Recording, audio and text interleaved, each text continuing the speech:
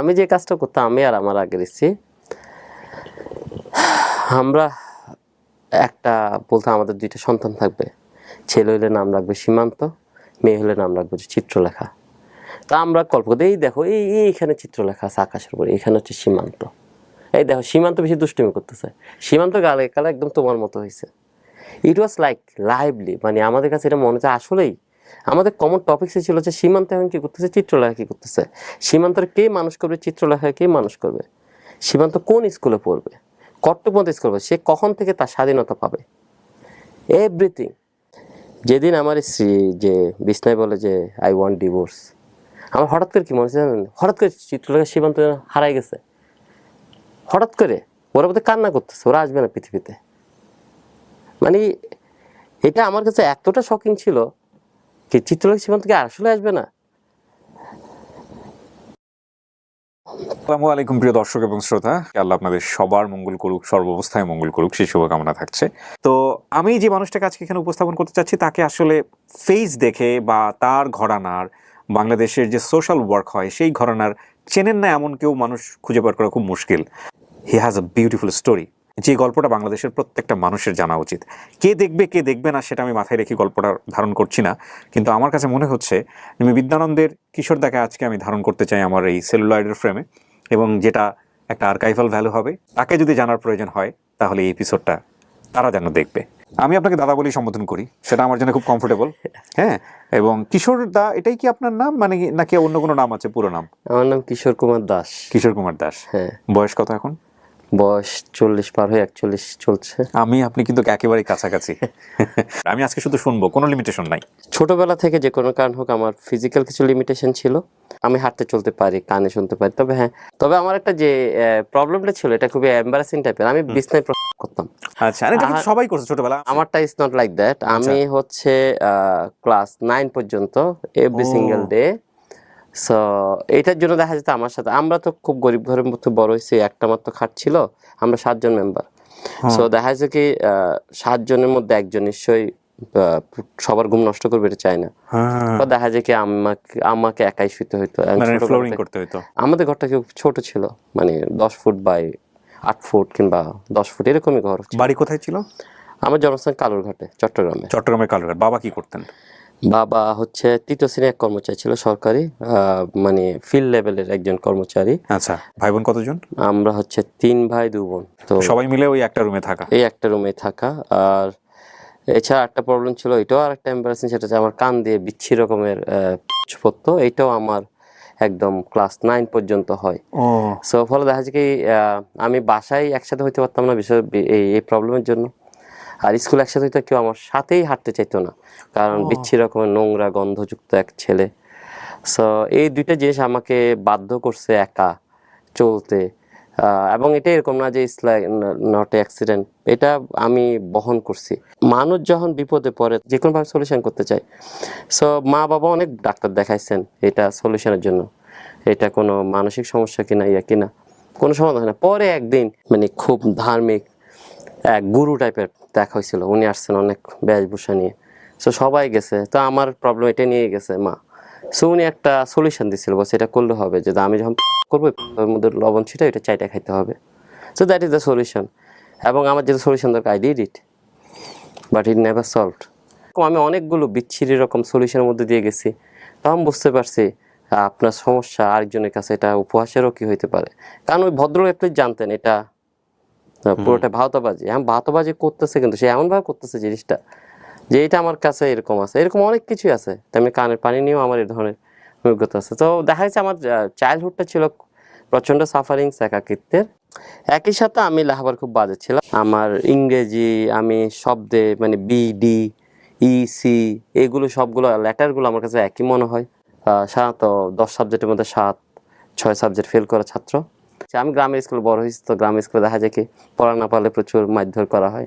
আমার স্যার ছিলেন, ওনাকে নাস্তা করে খাওয়ালে উনি খুব খুশি হইতেন। এখন তো নাস্তা করে খাওয়া এটা মুখে বলতে পারেন না, উনি মাইর দিতেন। উনি পড়া দিতেন তাকে যার বাসায় নাস্তা করা দরকার, যখন পারতো না তখন মাইর দিত। ওইটার উত্তর হচ্ছে তোমার বাসায় আমার দাওয়াত দেওয়া হয় না, কিন্তু আমার বাসায় আমার ভাই বোনরা খুব মেধাবী ছিল, আমি বাদে বাকি 4 জনই খুবই মেধাবী ছিল, ফার্স্ট সেকেন্ড। সো মূলত ফার্স্টে ছিল আমার ভাই বোনরা ওই স্কুলে, বড় স্কুলের। ফলে আমার বাসাতেই কালচার সাথে অভ্যস্ত না, বেশি 4 ভাই বোন থেকে কোনো আসে না। আমিও তো বলতে পারি না যে মা নাস্তা করানোর দরকার, নাইলে আমার মারবে। চাইল্ডহুডের এই স্কুলের এই রেগুলার মার খাওয়া, রেগুলার মার খাওয়া, এটা হচ্ছে আমি কয় ঘন্টা মার খাইছি এটা হচ্ছে ব্যাপার, বাট নট কোন দিন মার খাইছি। আমি হচ্ছে মার খাবো, আজকে 3 ঘন্টা মার খাইছি, কালকে 4 ঘন্টা মার খাইছি, ইটস লাইক এইটা। সো এটা একটা জিনিস ছিল। তো ভয়ঙ্করতম ট্রমা হয়ে যাওয়ার কথা। হ্যাঁ, আমি এরকমই বড় হয়েছি, আমার কাছে মানুষ মানে ট্রমার একটা জিনিস আমার কাছে, এটা এখনো আছে, ইটস নট। তো আমি এখনো প্রথম মানুষ ভিড় এড়ায় চলি, সে আমি সাথে মানুষের সাথে কথা কম বলার চেষ্টা করি। গত 1 সপ্তাহ ধরে আমি সাথে খুব চুপচাপ থাকি, কোনো ঝামেলা হলে আমি আলটিমেট সরে যাই। সৃষ্টিকর্তা ডাকতাম, কারণ হচ্ছে আমার কাছে মনে হচ্ছে একমাত্র উনি সলিউশন করতে পারবেন। সো আমি বলছিলাম কি, আমাকে যে কোনো একটা সলভ করে দাও, হয় সলভ করা নাহলে কানে পানি পড়া, একটা হইলে আমি মিরাকল বিলিভ করি। এই দেখা গেছে কি আসলে ক্লাস 9-এর দিকে আমার এই এবং কানে পানি পড়া, এইটা দুইটাই মানে খুব অল্প সময়ের মধ্যে বন্ধ হয়। আচ্ছা। এবং আমি হঠাৎ করে কেন যে অঙ্ক বোঝা শুরু করলাম, যে ছেলে সারাজীবন অঙ্কে ফেল করে সে হঠাৎ করে অঙ্কে 95, 99, এবং আমি এখনো মতো অঙ্কে ভালো, আমি যাই না। ওয়াও। তখন তো ছিল অ্যাসিস্ট্যান্ট স্টার। হ্যাঁ। সো এমনকি এমন একটা পর্যায়ে আসলে যে আমি অ্যাসিস্ট্যান্ট করতে না পারলে একটা ট্রাইটা করি, মানে ইট ওয়াজ দ্যাট কনফিডেন্স। কারণ হচ্ছে হ্যাঁ, এটা হচ্ছে তখন আমি অলরেডি রেজাল্ট খুবই ভালো, বিশাল স্কুলের রোল নাম্বার 3 হয়ে গেছি। কোন স্কুলে পড়তেন আমি হচ্ছে এল খান মোহরা স্কুল বলে, ওইটা তো বোধহয় তখন প্রায় 2-2.5 হাজার বাচ্চা ছিল, সেটা গ্রামের সবচেয়ে বড় স্কুল। কিন্তু কেন যেন অতিরিক্ত আত্মবিশ্বাস আমাকে আবার কি করে ফেলে দেয়। আমি বেশিও ওভার করতে গিয়ে দেখা গেছে কি আমি খুব সিলি মিস্টেক করি, ফলে ওই রেজাল্ট দেওয়ার পর আমি আবার ধাক্কা খাই। আমার মনে হয় যে না, এই লেখাপড়া আমার জন্য না। ধাক্কা খেলেন কেন? কি হলো রেজাল্ট? রেজাল্ট হচ্ছে কি স্টারের কাছাকাছি। তারপর মনে হলো যে আমার ভাল লাগে না, আমি বলছি না, আমার কাছে মনে হচ্ছে এটাতে ঠিক মতো মূল্যায়ন হয় না, তো লেখাপড়া আর করবো না। করার একটা কারণ ছিল ওই বছরই বাবা রিটায়ারমেন্টে যায়, তো বাসায় একটা আলোচনা হয় যে বাবার যেহেতু রিটায়ারমেন্টে গেছে, সরকারি তো খুব অল্প বেতন পাইতেন, জমা কিছু ছিল না, শুধু কিছু অবসরকালীন কিছু টাকা পাইছেন। তো বললো যেটা যে কোনো একজন যদি কর্মমুখী শিক্ষায় যায় কিংবা চাকরি করে তাহলে বাকিরা লেখাপড়া করতে পারে। তো আমার যেহেতু লেখাপড়ার ইচ্ছা নেই, আমি বলছি আচ্ছা ঠিক আছে, এটা আমি হবো, সমস্যা নেই। মানে আপনি কর্মমুখীর দিকে চলে যাবেন? আমি কর্মের দিকে চলে যাবো, আমার লেখাপড়া করার দরকার নেই। আমি ডিপ্লোমাতে চলে যাই, কারণ ওখানে মোটামুটি চাকরি নিশ্চিত। ডিপ্লোমা বলতে কি, যে ভোকেশনাল ট্রেনিং? যেগুলো ভোকেশনাল ট্রেনিং, এগ্রিকালচার। আচ্ছা। ওখানে যাওয়ার পর ওখানে হঠাৎ করে আমি আবার সারা বাংলাদেশের ওই কারিগরি বোর্ডের আন্ডারে one of the top materials হই, স্ট্যান্ডার্ড টাইপের।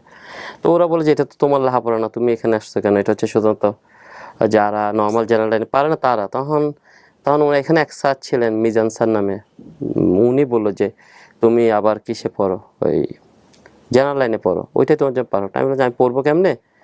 আর তখন আমি আসলে টিউশনি করতাম প্রচুর, মানে 7টা 8টা এরকম টিউশনি করতাম ডেইলি। কারণ তখন টিউশনি করতাম কত 100 টাকা দিত মাসে, ফ্যামিলিকে সাপোর্ট করার জন্য, নিজে চলার জন্য। পাগল মতো এই কাজটা করতাম। বাসায় বললো যে আমাদের পক্ষে তো খরচ চালানো সম্ভব না, তুমি যদি জমাইতে পারো তাহলে করো। আমি আচ্ছা ঠিক আছে। তো 2 বছর লেখাপড়া গ্যাপ দিয়ে আবার ইন্টারে ভর্তি হলাম। ওই আসলে আমি তখন 2টা কোর্স করতাম, একটা ডিপ্লোমা, একটা দিকে ইন্টার, আর এদিকে আমার টিউশনি। সো শেষ পর্যন্ত আমি বোধহয় লাস্ট 3 মাস এইচএসসির আগে 3 মাস আমি লেখাপড়া করে আলটিমেটলি এইচএসসি পরীক্ষা দিই। তারপরে যে চুয়েটে পড়লাম কম্পিউটার সায়েন্সে। চাইল্ডহুড অবস্থা ছিল এরকম, আমাদের আসলে এই শুধু ডাল আর ভাতই হইতো, এবং সেটাও 2 বেলা, আর পরিমিত খাবার, দ্বিতীয়বার খাবার নেওয়ার নিয়ম নাই, অল্প পরিমাণ ভাত। এইটাও কিন্তু আমাদের 30 দিন নিশ্চিত ছিল না। সো কোনো দিন দেখা যাচ্ছে কি হয়তো মা কারো থেকে হয়তো ধান নিচ্ছে, বাবা 2 দিন ধরে বলছে, এইটা মানে আমাদের সাথে আমি যেটা জানি 15 দিনে টাকা শেষ হতো, এরকম একটা। আচ্ছা আচ্ছা। আর ভাগ্য ভালো ছিল যে সরকারি বিশ্ববিদ্যালয় ছিল, লাঞ্চ এবং ডিনার খুবই সস্তায় পাওয়া যেত, 8 টাকা নাকি 9 টাকা নিত, ওইটা ম্যানেজ করতে পারতাম। আর ওইটার ভাতটা আমি সাধারণত অনেকদিন ওই রাতে রেখে দিতাম, বেশি করে নিয়ে এসে ওইটা আবার সকালবেলা খাইতাম। সবচেয়ে বড় কষ্ট হতো ওই ভর্তির সময়টাতে, খুবই অল্প টাকা ছিল, 1300 টাকা সে সময়, 1300-1400। ওইটাকে আমার কাছে কোনদিন জমা থাকতো না। তখন আমি আমার এক বন্ধু ছিল নাফিজ চৌধুরী, ওর কাছে যাইতাম, টাকা লাগবে, ও বলে পারবে না। তো আমি না পারলে আর কি করা, ভর্তি আমার হবে না। পর ও লাস্ট পর্যায়ে যাচ্ছে তুই আয় আমি দিব, ও ওইভাবে করে আমার টাকা দিত। দেখা যাচ্ছে ওর ওখানে দোকানের সামনে দাঁড়ায় থাকতাম, হয়তো বসে তা অপেক্ষা করতাম। ওর যদি একটা মোবাইল বিক্রি হয়, ওর একটা মোবাইলের দোকান ছিল, তা আমি আসে কাস্টমার যদি নিয়ে যায় আমি ওদের কিছু টাকা পাবো, দেখা যায় এরকম করে ঘন্টা পর ঘন্টা বসে থাকতাম, ও পরে দেখা যায় কি ম্যানেজ করে দিত। ওর টাকা কোনদিন আমি ফেরত দিতাম না, কারণ আমার একটা সময় প্ল্যান ছিল ফেরত দিব, তো যখন ফেরত দেওয়ার সময় হলো তখন মজা ফেরত না দেয় ফেলে। আমি এখন টাকা ফেরত দিই, এখনো ফেরত দিইনি, দিব না। কিছু টাকা ফেরত দেওয়া যায় না বোধহয়। ওটার রেজাল্টও যেহেতু লাহাবার কম করতাম সেহেতু তত ভালো ছিল না। তবে লাস্ট 3 সেমিস্টার আমার কাছে মনে হলো যে আমার কে যেন একটা মাথায় বুদ্ধি ঢুকেছে, সিজিপিএ 3-এর নিচে হইলে তোমার তো ইন্টারভিউতে রাখবে না। তা না, আমার তো মাথা খারাপ, সিজিপিএ 3.6-এর মতো পাইতে হবে এক একটার মধ্যে। তা আমার তখন আচ্ছা ঠিক আছে, সব বন্ধ, টিউশন সব বন্ধ করে আমি আপ টু 3.7 পর্যন্ত পাইছি। আচ্ছা, সো আউট অফ 4। সো ওই সময় আবার আমি আমার কাছে লাভ হওয়ার জিনিসটা হচ্ছে খেলার মতো, যখন ইচ্ছা ভালো করি, যখন ইচ্ছা করি না। আর ইন জেনারেল আমার কাছে লাভ হওয়ার জিনিসটা তেমনটা এখনো মতো আকর্ষণ করে না। আমি এখনো মতো বইপত্র কম পড়ি, আমি ডকুমেন্টে দেখে প্রচুর, বাট পড়াটা আমার ততটা ইয়ে হয় না। যেদিন আমার ফাইনাল প্রজেক্ট হইলো সেদিন আমি বুঝছি যে আমার ইনকাম লাগবে। বিশেষ করে আমার একদিনও ওয়েট করার সময় নেই। আমি 5টা বাজে বোধে আমি প্রেজেন্টেশন শেষে, পরে আমার একটা বিছনা, একটা বালিশ আর চাদর আর কয়েকটা কাপড় নিয়ে রাতের ট্রেনে আমি এই কমলাপুরে নামি, কারণ আমার চাকরি পাইতেই হবে এবং সেটার জন্য কি নেই, আমার সময় নেই। কেরানি পোস্ট থেকে শুরু করে সিইও পোস্ট যা আছে, বিডি জবসে সবই অ্যাপ্লাই করছি। যে কোনো বাস বিচার নেই আমার, যেখানে আমার কাছে জীবনে আমার অপশন, আমি কোনদিন অপশন দেখি নাই, যেটাই ডাকে। 1.5 মাসের মাথায় চাকরি পাই একটা। এটা হচ্ছে BDCom, internet company, internet provider. কিভাবে জয়েন করেন ওখানে? Software engineer. Software engineer. আপনার সাবজেক্ট কেন্দ্রিক জব পান আপনি? হ্যাঁ, আমি সাবজেক্ট কেন্দ্রিক জবই পাইছি। তারপর একটা জাপানি সফটওয়্যার কোম্পানিতে জয়েন করি, ওইটা সিনিয়র সফটওয়্যার ইঞ্জিনিয়ার হিসেবে। তারপর আমি ওয়ারিদ কিংবা এয়ারটেলে চলে যাই। 5 বছর উপরে এয়ারটেলে করি। চাকরি ছাড়ি হচ্ছে আমি সাথে সিনিয়র এক্সিকিউটিভ হিসেবে। তারপর আমি যাই হচ্ছে একটা রাশিয়ান কোম্পানি ওলো, ওইটাতে যাই হচ্ছে, কি নাম এটা? ওলো বাংলাদেশ। এটা এখন বোধহয় তেমন একটা অ্যাক্টিভ না, তখন একটু বড় ছিল। তো ওইটাতে আমি হেড অফ প্রোডাক্ট হিসেবে, পরে হেড অফ মার্কেটিং হই। ওখান থেকে আমি আসলে পেরুতে যাই হেড অফ প্রোডাক্ট হিসেবে। আচ্ছা আচ্ছা। পেরুতের যাওয়ার কারণটা ছিল হচ্ছে অনেকটা এরকম, এটা একটা অভিমান থেকে। আমি আসলে 2011-তে প্রথমবার বিয়ে করি। সে আমার অনেক পুরাতন সম্পর্ক, ইউনিভার্সিটি যে আমাকে আলটিমেটলি বিল করে দিয়েছিলেন আমার লেখাপড়া, মানে যা আলটিমেটলি আমার কিশোর কুমার ফার্স্ট ওখান থেকে শুরু, যে মানুষটার হাতে সে আলটিমেটলি তার সাথে আমার বিয়ে হয় 2011-তে। আচ্ছা। 7 বছর সম্পর্ক পরে বিয়ে হওয়ার পরে আলটিমেটলি আমার সংসারটা বেশি দিন টিকে নাই। মাত্র কেন টিকে নাই? আমি যেটা মনে করি আমার সে ওয়াইফ অনেক রিচ পরিবার থেকে আসে। সো প্রেমের সময় যেটা খুব প্র্যাকটিক্যাল মনে হয়েছিল সেটা হইতে পারে যখন বিয়ের পর দেখলো যে it's not that easy adjust করা। কারণ আমার ঘর, আমি তখন একটা চাকরি করলো, আমার ঘর খুবই টানাটানির মধ্যে চলে। কত বছরের সম্পর্ক ছিল আপনাদের? আমাদের সম্পর্ক ছিল 7 বছর। এটা কি ইউনিভার্সিটি যাওয়ার পর? ইউনিভার্সিটি যাওয়ার মাঝামাঝিতে। তবে যে সময় আমার সম্পর্কটা হয় সেই সময় আমি আসলে তেমন একটা ভালো শেপে ছিলাম না। মানে চুজ করলো কেন আপনাকে? Is there any reason? Fantasy? Reason ছিল। রিজন একটা জিনিস বলতে পারি, সেটা হতে পারে ওই সময় আমি যেটুকু জানি ইউনিভার্সিটিতে আমার রেজাল্ট তত ভালো ছিল না, কিন্তু আমি সেই সময় বিভিন্ন কো-কারিকুলাম অ্যাক্টিভিটি করতাম।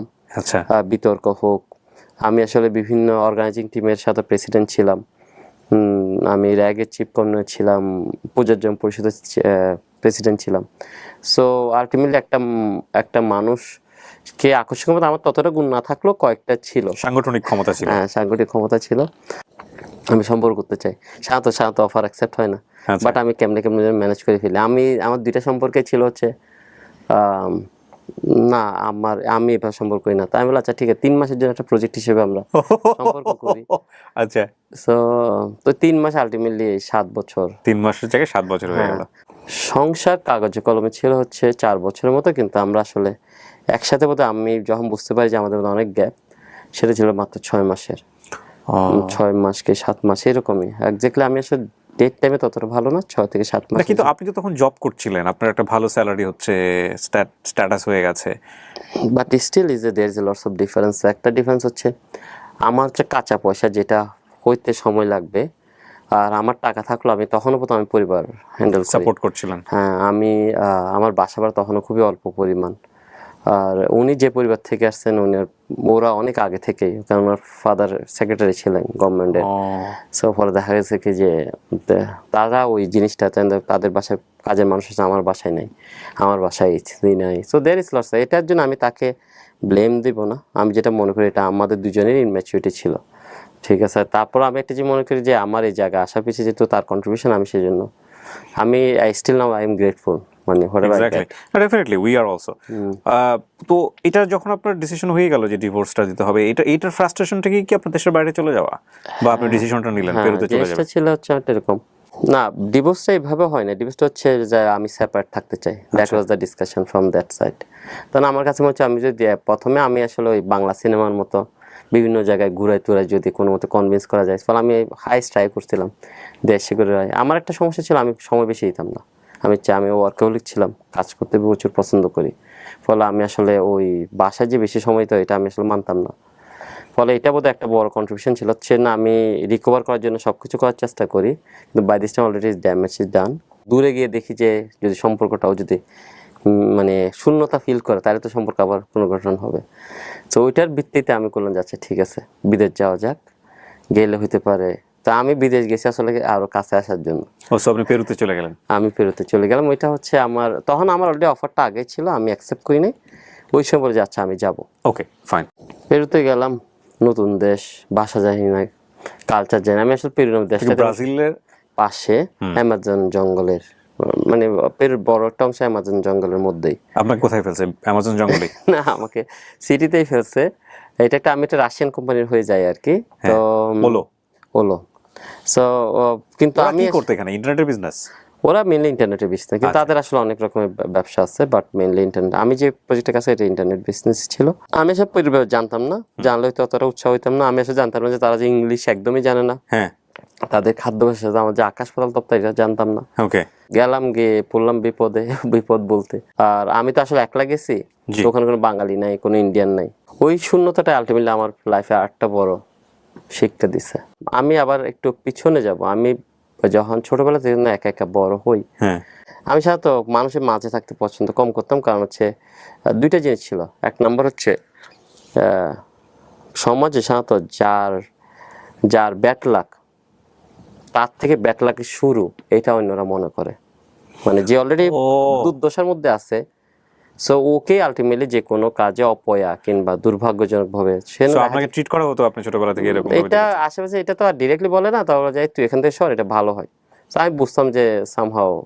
সো ওই জন্য দেখা যাচ্ছে আমি আলাদা থাকতে পছন্দ করতাম। মিস্ট্রিট হইতে হইতে দেখা যাচ্ছে কি আর ভালো লাগতো না আর কি, যেন আমি একাই থাকতাম। সো আমি নর্মালি যেটা করতাম সেটা হচ্ছে, ওরা খেলতেছে, আমি একটু দূরে গিয়ে দাঁড়া থাকতাম। তো আমি ওখান থেকে দেখতাম ও কি করতেছে, আমি তো আর কাছে শুনতাম। আমি বলছি ও এখন কি কথা বলতেছে, এটা রেসপন্স কি হইতে পারে। আমি সবের ভার্চুয়ালি এগুলো কল্পনা করাটা আমি শুরু করি। একটা সময় বিশ্বাস করতাম যে সৃষ্টিকর্তা হইতে ভুলবশত কিছু বানাই ফেলে, ঠিক আছে। সো আমার কাছে হচ্ছে আমি এরকমই একজন পৃথিবীতে ক্রিয়েচার, যেটা আসলে তত পৃথিবীর দরকার। কারণ আমি কোনো কিছুই কাজে লাগতাম না, কোনো কিছুতে আমার কোনো কাজ নাই। সবাই দেখতাম যে কেউ কোনো না কোনোভাবে কন্ট্রিবিউট করতেছে, তার পরিবার হোক। কন্ট্রিবিউশন ইজ নট, ছোটবেলা তার কি কন্ট্রিবিউট, লেখাপড়া করে এটাই কন্ট্রিবিউশন, মা বাবার খুশিতে কন্ট্রিবিউট করা। সো আমি ঘরের কাজ করতাম, কিন্তু আমার কাছে মনে হতো যে অ্যাটলিস্ট আমি পরিবার কিংবা সমাজে কারো পুলকিত হওয়ার জায়গায় নেই। সো এটা এক পর্যায়ে মনে হলো যে হইতে পারে। আর আমি আসলে অতিষ্ঠ হয়ে গেছিলাম, আর কত আমার কাছে এক একটা দিন আমি কাউন্ট করতে পারতাম, দিন এত লম্বা হয় কেন, আজকের দিন তো গেছে, কালকের দিন আবার কত লম্বা হবে। কারণ প্রতিদিন আপনি সকালে জানেন যে আজকে কয়টা মাইর খাবেন, কয়জন টিচার মাইর খাবেন, তারপর হচ্ছে বিস্তারিত কখন করবেন, কখন আপনার সকালবেলা তখন এগুলো নিয়ে শুকাও, করো। খাবার টেবিলে কেউ পাশে বসতেছে না, মা প্রচুর মারতো, আবার একই সাথে বুঝতো যে কষ্ট পাইতেছে, এটাও বুঝতো। তো যাই হোক, এক সময় মনে হলো যে না, এটা তো মানে আমি মারা গেলে কি আর চাই আসে। সো ওই সময় একবার মনে আছে কি, ছোটবেলায় একদম খুব ছোট, তখন হঠাৎ করে হইলো যে আবিষ্কার, একটা গাছটার নাম জানি না, বলছে এই গাছের বীজ খাইলে মারা যাবে। আমরা ওর গাছ না কি গাছ বলতাম। ও একদিন নিয়ে 2-4টা খাই ফেলছিলাম, খাই দিয়ে কাজের কাজ কিছু হয় নাই, পেট একটু খারাপ করছে, তারপর কি। তো এরকম অনেক রকম ছোটখাটো বাইক, কিন্তু হার্ট লাইনে কোনো কিছু করি না যে ট্রেনের নিচে ঝাঁপ দিব কিংবা ওইটা করা হয় না। কিন্তু এই কারণে ভয় লাগতো, ব্যথার ভয় ছিল। মানে ব্যথাহীনভাবে যতগুলো মরার ধান্দা ছিল সবগুলো একটু চিন্তা ভাবনা করছি, কোর্টে একটু অ্যাপ্লাই করছি। যখন আমি পেরুতে গেছিলাম তখন আমি বেশ ভালো টাকা ইনকাম করতাম। একটা সময় গিয়ে আমার ইয়ারলি বেতন প্রায় 1 কোটি টাকার কাছাকাছি। একটা কোম্পানির হেড অফ মার্কেটিং, বড় একটা কোম্পানির। তো যেটা হয়তো দিনের বেলা আমি এক রাজার রাজা, সবাই অফিসে তো মোটামুটি সবাই ইয়ে করে, রাতের বেলা আমি নিঃসঙ্গ একজন আর মানুষ। রাতের বেলা আমি একদম পুরো একাকী। মনে হচ্ছে পুরোটা একটা হিপোক্রেসি। পুরো বিশাল অ্যাপার্টমেন্টে আমি একলা শুয়ে থাকতাম। তা কি যেন প্রশান্ত মশাইয়ের পাশে বিশাল বিল্ডিং এর উপরে আমি একলা, ঠিক আছে। এত খারাপ লাগতো। 1 দিন 2 দিন 3 দিন ভয়ঙ্কর মিসিং হইতো না ওই সময়টাতে? মিসিং বলতে মানে লাইক আপনি তো আপনার ওয়াইফ তো এই জীবনটাই চেয়েছিল, আপনার সাবেক স্ত্রী বা সামথিং লাইক দিস। তো তখন আপনার সবকিছু আছে বাট স্ত্রীটা কাছে নাই, এরকম কোনো কিছু মিসিং হইতো নাকি? আমি একটা কাজ করছিলাম, আমি যেটা করছিলাম আমার এই স্ত্রীর একটা ছবি পুরো দেয়াল জুড়ে, এটা বিশাল ছবি। এটাও জানতো? হ্যাঁ জানতো, সে পুরোটা ছবি আমি যে লাগাচ্ছিলাম। তখন অলরেডি আমরা সেপারেটেড, বাট স্টিল আমি নর্মালি ওর সাথেই কথা বলতাম ফটোর সাথে। অফিস যাচ্ছি, অফিস আসতেছি। কি বলেন? হ্যাঁ একদম একটা বিশাল, এটা আমার প্রোফাইলে এখনো আছে, বিশাল এই ছবির সাথে আমি কথা বলা হতো। এটাও জানতো? সিরিয়াসলি জানতো? হ্যাঁ জানতো। এটা এটা ছিল অনেক বড়। এটা তো আর 1 দিন 2 দিন রাখি নাই, এটা বছরকে বছর ছিল। মানে ওই ছবির সাথে রেগুলার কথা বলা? রেগুলার কথা বলতাম। তারপর হচ্ছে যখন ঘুমাই পড়তাম তখন দেখছি হ্যাঁ কেউ একজন আছে, বিকজ আমার একাকিত্ব এতটাই ছিল। পরে এক পর্যায়ে গিয়ে দেখলাম যে এই বাংলাদেশ থেকে কলের পরিমাণ আস্তে আস্তে কমতেছে। আমার স্ত্রী তখনও কিন্তু কল দিত, মানে আগের স্ত্রী তখনও পতো আমি কল দিত, ডেইলি একবার কল দিত। সেপারেট হইলেও মানে আমাদের একটা যে ছিল, আমার জীবনে কোনো ঝগড়া করি নাই, সেপারেশন পর হোক আগে হোক কোনোদিন করি নাই, কারণ আমি এখন বোধহয় রেসপেক্ট করি, ঠিক আছে, because of the contribution. So আমি মনে করি জীবনে আপনার একসাথে নাও চলা হইতে পারে, কিন্তু তাই বলে আপনার কন্ট্রিবিউশন তো আর মিথ্যা হয়ে যায় না। না, ডেফিনেটলি না। সো তারপর হচ্ছে যেটা লং হলিডে গুলোতে পুরো সিটি তো আলটিমেটলি খালি হয়ে যেত।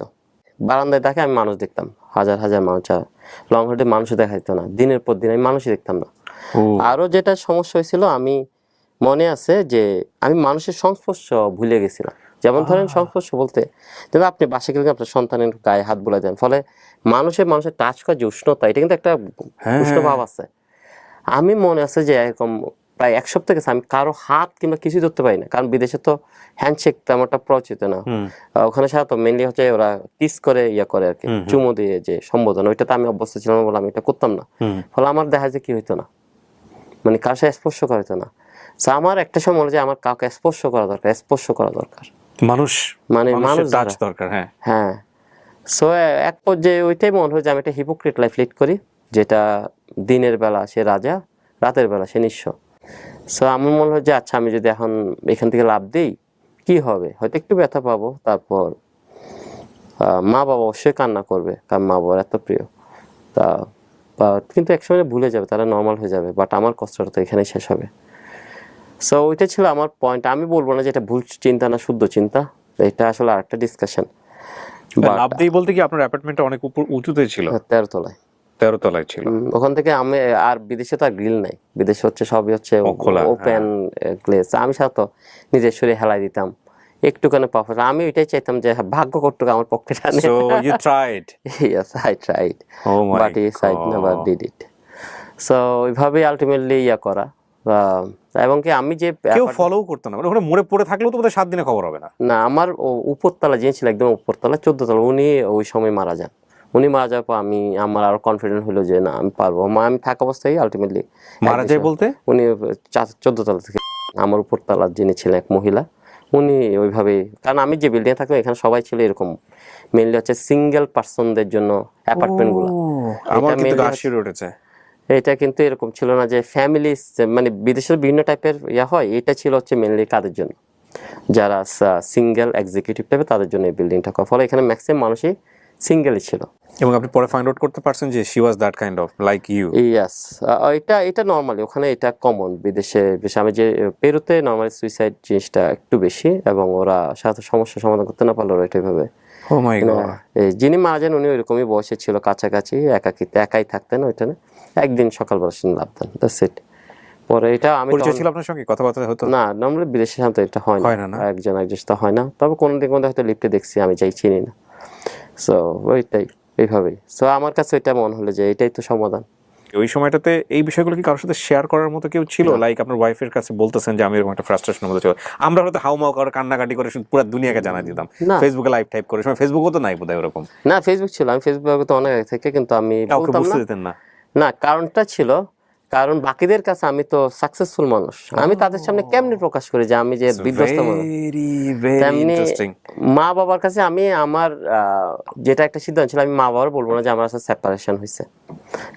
কারণটা ছিল আমি আসলে অনেকটা মানে যখন বিয়ে করি তখন মা বাবা ততটা মত ছিল না, আচ্ছা, যেহেতু আমি অনেকটা জেদ করে বিয়ে করছি, ফলে দেখা যাচ্ছে আমি তো বলতে পারি না যে মা বাবা তখন তো বলে হ্যাঁ তুই বিয়ে করছিস, তুই তো ধরা খাইছিস, তো ওইখানে তো ইজ্জতের তো একটা ইস্যু আছে। আর আমি চাই না যে মা বাবা কষ্ট পাক, তো এই জন্য আমি আলটিমেটলি এই 4 বছর পরে না 3 বছর পরে আমি মা বাবা জানা যে আমরা আসলে সেপারেটেড। মা বাবা বলতো তুই এরকম বউ ফেলে গেলি কেন, তুই তো আসলে এরকম অমানুষ, এই সেই প্রচুর বকা যায়। আমি মা বাবার কেমনে বলি, মা বউ তো আমার ছেড়ে চলে গেছে। আপনি একা একা কাঁদতেন? আমি এখন আমি যেটা ছোটবেলাতে শিখেছি সেটা কাঁদতে। আমি সাধারণত যে কোনো কষ্ট আমি কাঁদি, আমি তখনও কাঁদতাম, মানে নিজের সাথে নিজে কথা বলতাম, অবশ্যই কাঁদি। বাট আপনাকে দেখে আমার এতক্ষণ পর্যন্ত মনে হয়নি যে আপনি কাঁদতে পারেন, আমি খুব কাঁদতে সহজে পারি। হাসতে হাসতে পুরো কষ্টের কথাগুলো বলে যাচ্ছেন। গন্তব্যহীন, একেবারেই গন্তব্যহীন, কোথায় যাচ্ছি কি করছি। তারপর হচ্ছে পেরুয়ে যে ছবিটা লাগাইছিলাম বিশাল আমার স্ত্রী, ওইটা আমার কলিগদের, যারা আমার বাসায় আমি দেখা যায় কি মোটামুটি মাঝে মাঝে সপ্তাহে একদিন কিংবা 2 সপ্তাহে একবার আমার কলিগরা আসতো। ঠিক আছে, বাস্তব যে কারণ আছে, পদবি হোক কিংবা আর্থিক অবস্থা হোক, কলিগরা আসতো, ওরা দেখে ইমপ্রেসড হইতো। তো এরা অনেকেই এটা নিয়ে বলতো যে তোমার ওয়াইফ অনেক লাকি এসে, কারণ তারা জানতো যে আমার সাথে আমার ওয়াইফের সেপারেশন, বাট স্টিল তো ওখানের মধ্যে যে কোনো একজন ছিলেন যে আলটিমেটলি আমাকে সঙ্গ দিতেন, যে আমার সাথে প্রতিদিন আসতেন, হেঁটে যেতেন। ভদ্রমহিলা?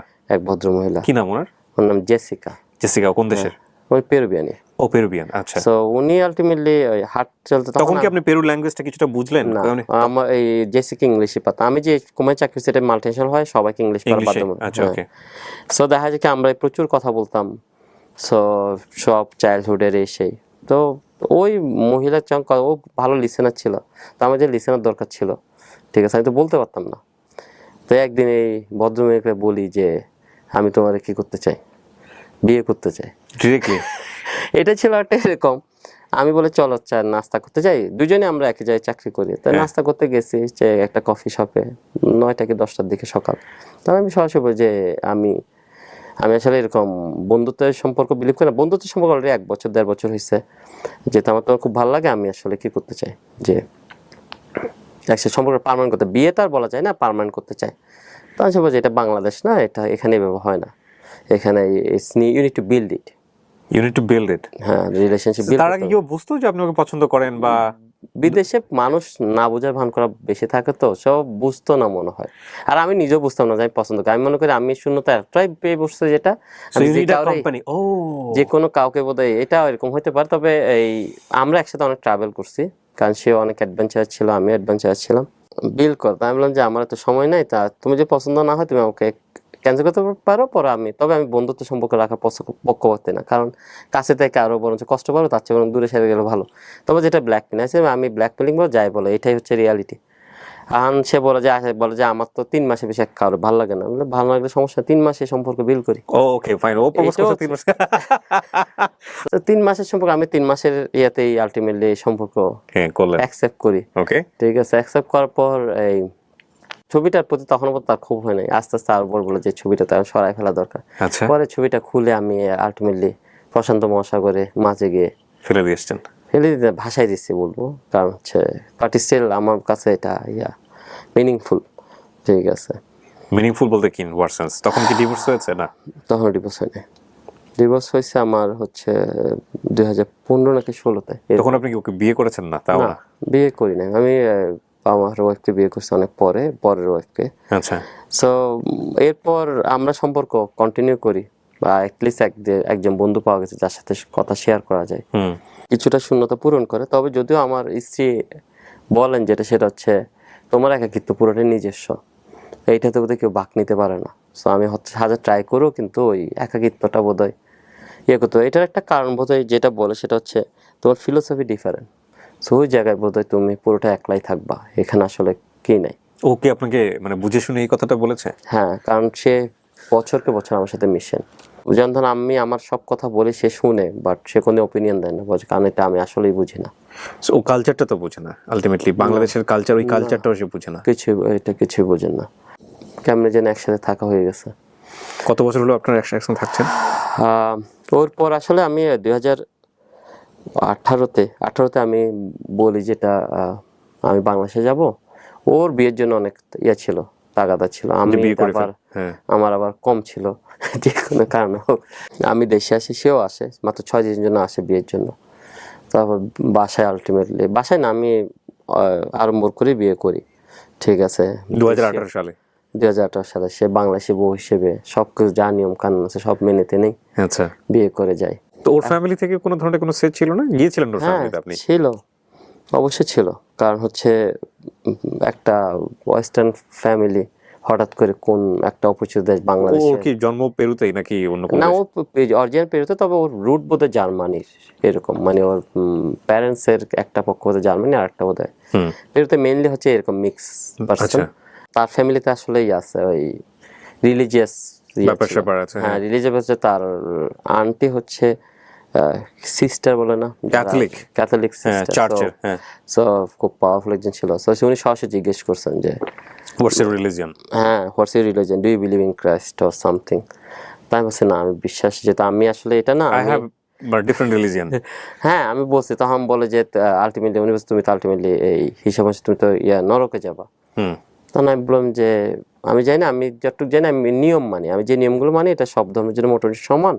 কারণ তারপর যদি যেহেতু তার জন্মের প্রবলেমের জন্য এটা হয়, তাহলে আসলে আমি তো এটা তো আমার হাতে নাই, আমি এভাবে বলছি।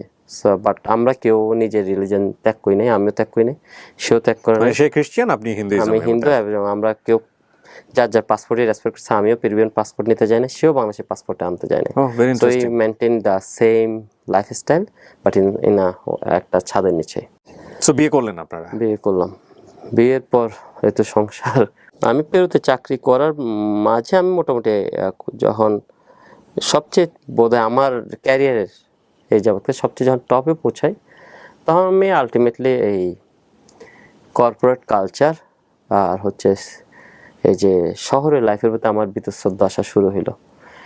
কর্পোরেট কালচারের মেন সমস্যা হচ্ছে আমি যেটা শিখছি সেটা হচ্ছে লিগ্যালের মধ্যে থেকে আনইথিক্যাল প্র্যাকটিস করা।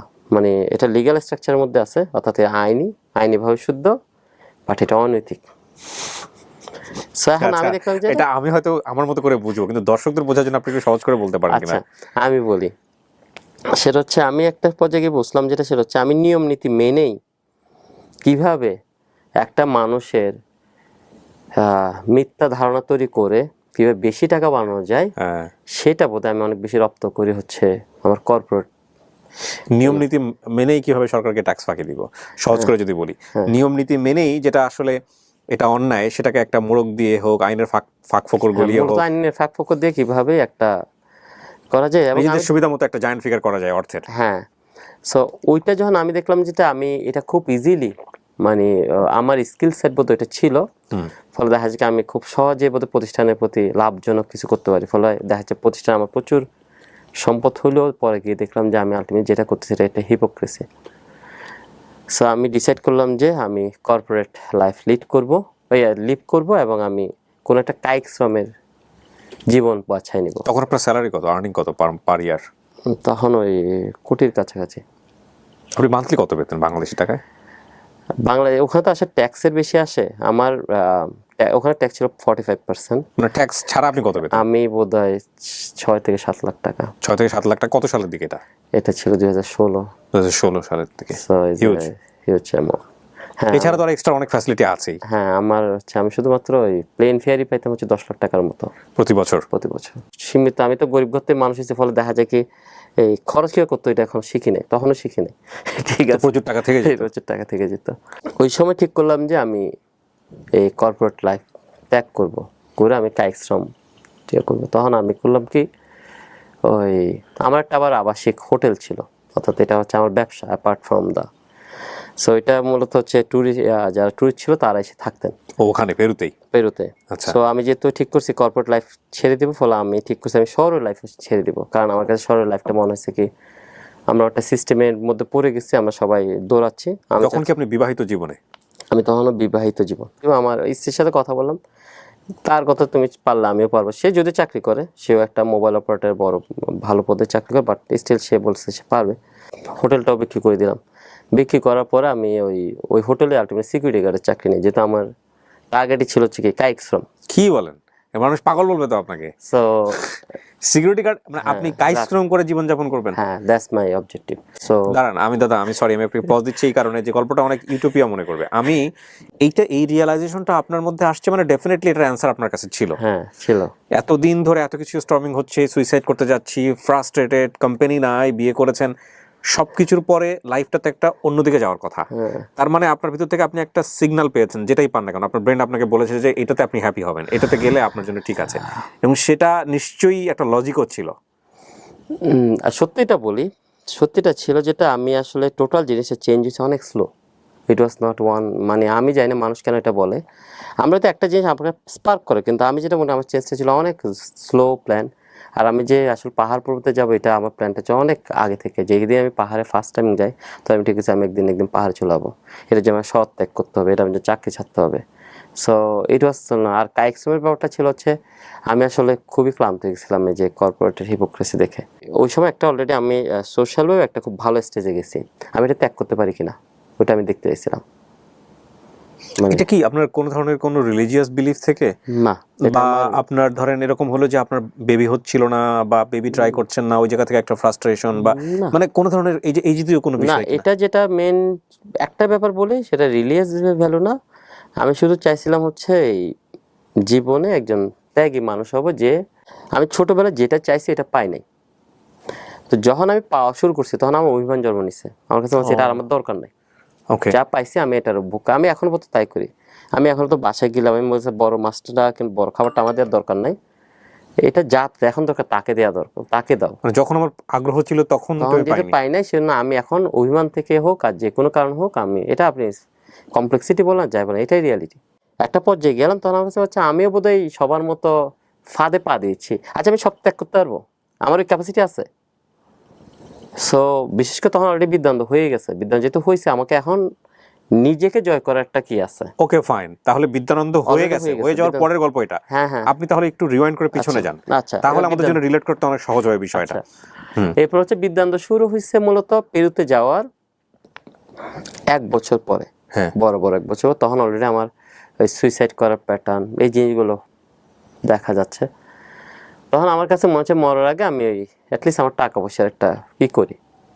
খুব বেশি টাকা পয়সা ছিল তা না, কিন্তু যা ছিল তা তো কিন্তু তখন একটা ভালো টাকা। সো করি, ওইটার একটা ব্যবস্থা করে যাই। পাই নাই, চ্যানেল পাই যেখানে আমি টাকাটা দিতে পারি। এখন ছোটবেলাতে অনেকের ইচ্ছা ছিল আমি এন করবো ত্যান করবো, অনেক স্বপ্ন দেখে। তা আমারও যে আচ্ছা আমি করে দেখি।